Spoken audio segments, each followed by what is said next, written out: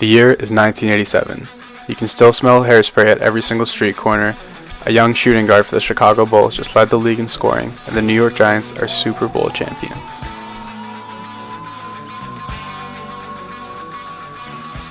Wait a minute, wait. That's not the 80s I was thinking about. Here, let me try this one.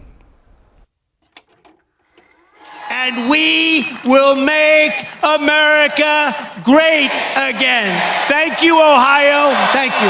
Thank you very much. Okay. I'm so sorry about that. That one was definitely not the right one. Let me try this one last tape here. If we're going to stop inflation, we must do it now. Not with bigger government. It takes better government. That's what we owe ourselves and our children. That's why I'm running for president. Only one man has the proven experience we need. Ronald Reagan for president. Let's make America great again. Okay, here we go. Yeah, this was the 80s I was thinking about.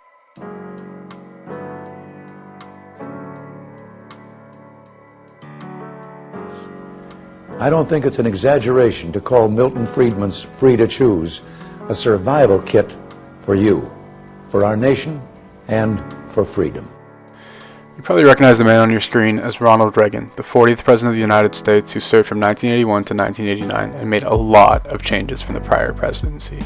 The man he just mentioned, Milton Friedman, was Reagan's most trusted economic advisor, and his ideas about the free market were instrumental to Reaganomics. Friedman's ideas about unleashing the free market became a defining moment of Reagan's economic policies and Reaganomics. These policies included reducing government spending on domestic policies, reducing taxes for individuals, corporations, and investments, and just generally peeling back regulations. This is a philosophy we often refer to today as neoliberalism. Just for example, Reagan reduced the taxation on the top marginal tax bracket from 70% to 50% in 1982, and by the end of his presidency down to 33%. One of the biggest issues with this philosophy is that Friedman and Reagan both conflated liberty and freedom with market freedom. You have to remember, Reagan's presidency was during the Cold War, and McCarthyism was in the not-so-distant past.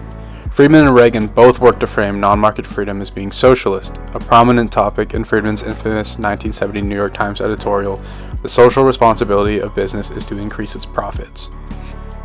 Now, as we watch President Reagan fight communists in the background, it's really important to remember to introduce every American communist boogeyman, the man who induced many nights of people waking up in a cold sweat with their copy of Das Kapital in their hand, wondering how they ended up where they were: Joseph McCarthy. All jokes aside, the McCarthy and post-McCarthy era were really scary. Whether you're a hardcore capitalist or you have posters of Marx on your wall, most people in the West, and particularly the US and Canada, believe freedom of expression is a fundamental right. Unfortunately, during the McCarthy era, censorship of leftist perspectives, and particularly communist discourse, was censored at every possible angle in the US government. And despite McCarthy's popularity declining past the 1950s, the social sentiment of the Red Scare was highly prevalent for decades, and arguably even now in 2025. And this was of course no exception during the Cold War between the United States and the Soviet Union, which, if we're being real, is still ongoing right now. Anyway, all of that to say, anything socialist or communist was like wearing a Make America Great Again hat in the most liberal area of New York City. So coming back to Reagan and Friedman, they tried their damn hardest to paint anything opposed to the free market as socialist. And this is most evident in Friedman's iconic 1970 New York Times piece, "The social responsibility of business is to increase its profits." With that being said, let's hear from Friedman himself. Help out. Well, my question is regarding how free are the poor, how free are the unemployed, and how free are those people who are disadvantaged? Right. And so in reference to that, what is government's role? Sure. By the way, great question. I'm glad to see one vote for the poor. First of all, the government doesn't have any responsibility. People have responsibility. This building doesn't have responsibility. You and I have responsibility. People have responsibility. Okay, so you're probably wondering why the hell is this guy talking about buildings and responsibilities. Let's give him a chance here. Second, the question is, how can we as people exercise our responsibility toward our fellow man most effectively? That's the problem. So far as poverty is concerned, there has never in history been a more effective machine for eliminating poverty than the free enterprise system and the free market. Alright, so that is just complete and utter bullshit. In the years since Reagan took office, family income inequality has skyrocketed. And before you yell at me, this is a nonpartisan issue with both blue and red presidents contributing. But as you can see here, the wealth inequality boom took off with Reagan in 1980. Now, this didn't just randomly happen. All this free market stuff we've been talking about was implemented in policy and was a main feature of Reaganomics.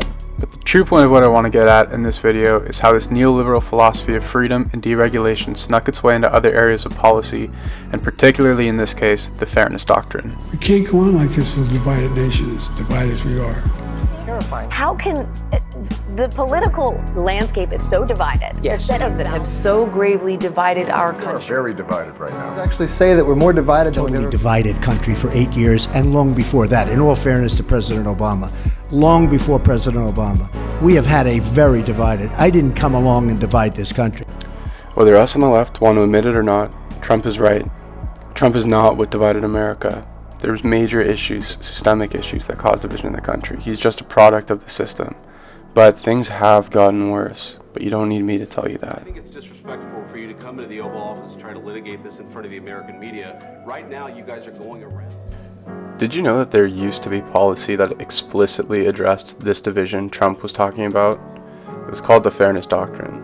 It was implemented in 1949 and repealed during the, you guessed it, Reagan years in 1987.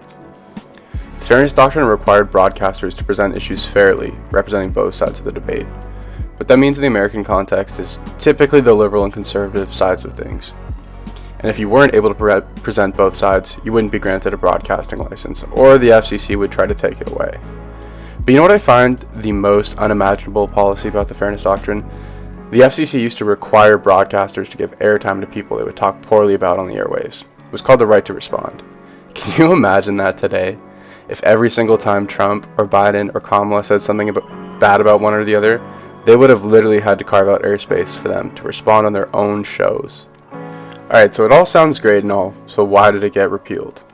Once again, freedom and deregulatory policies were viewed as being intertwined. Reagan's camp viewed it as an affront to free speech, forcing broadcasters to talk about certain things, even if they didn't want to. It also allowed conservative talk radio to completely explode, but that's a story for another video. To be honest, the free speech argument definitely has some merit, and the Fairness Doctrine is far from perfect policy.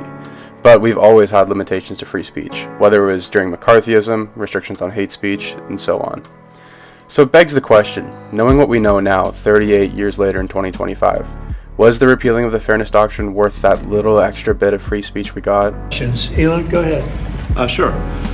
So the at a high level, if you say what is the goal of DOGE and I think a significant part of the presidency is to restore democracy.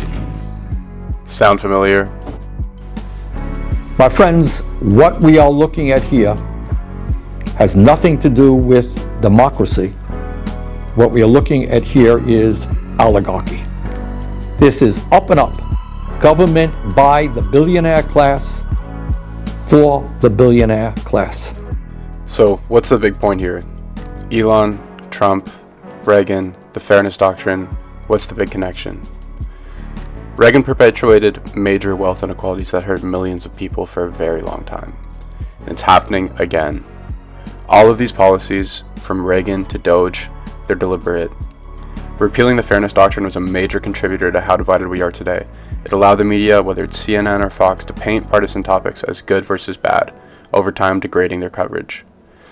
It's no secret a divided country is easier to control, with less people willing to band together in order to address the biggest issue the country is facing. Wealth inequality has made it so very few people actually have a voice, and actually have their interests represented in either the media or politics. What happened in the 80s with Reagan is happening again, except it's much, much worse. Trump is threatening to annex multiple countries and destroy their economies. We, as a people, need to take a stand. The solution isn't bringing back the Fairness Doctrine, but we need to understand things don't have to be this way. We don't have to be this divided. We can draw from the past to provide us the courage to once again come together and make life easier for people, no matter their race, political affiliation, sexuality, or gender. We can't go back, and nor should we. What we need to do is improve what is right in front of us right now. Usual. This is not just Democrats versus Republicans, conservatives versus liberals or progressives. It's much deeper than that. To close out the video, I want to suggest you look more into videos about neoliberalism, McCarthyism, the Cold War, and the Fairness Doctrine. They're really big issues that have entire videos devoted to them on YouTube, and for the sake of brevity, I had to sort of gloss over them in this video, and when you do that, you sacrifice some depth. Finally, I want to play highlights from each presidential debate from 2008 to 2025. Let me know what you Let me notice. ask you a question. I do not believe in, I can't trust Obama. I have read about him, and he's an Arab. He is not. No? No, ma'am. He's a decent family man, citizen that I just happen to have disagreements with on fundamental issues, and that's what this campaign is all about. He's not. Thank you.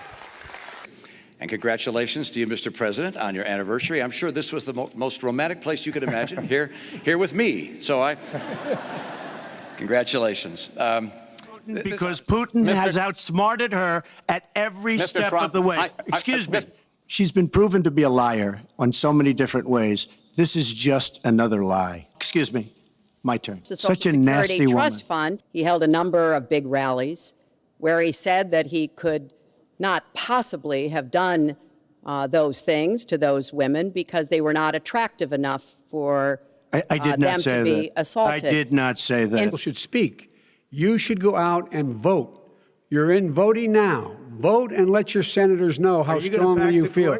Vote now. Are you going to pack the Make court? sure you, in fact, let people know He doesn't want you're to a answer the senator. question. I'm not going to answer the question Why because wouldn't you answer that because question? the question you want to put a is lot of the new question Supreme Court is justice, the radical question, left. Will you shut up, man? Listen, who is on your list, Joe? This Who's is on your so list? right, Gentlemen, I think this we've is ended so this. He's going to pack the court. We have In Springfield, they're eating the dogs, the people that came in. They're eating the cats. They're eating the pets of the people that live there.